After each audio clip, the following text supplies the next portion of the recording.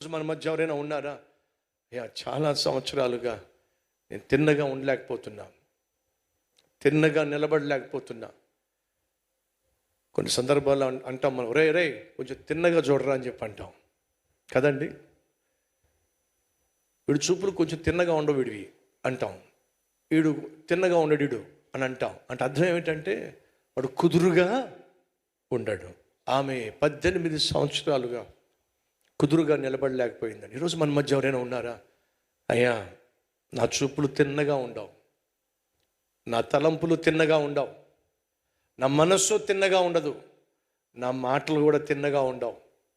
ఏమిటో అన్నీ వంకరే, వంకర ఆలోచనలు, వంకరి తలంపులు, వంకరి చూపులు, వంకరి నడక, వంకరి జీవితం, వంకరి బ్రతుకో.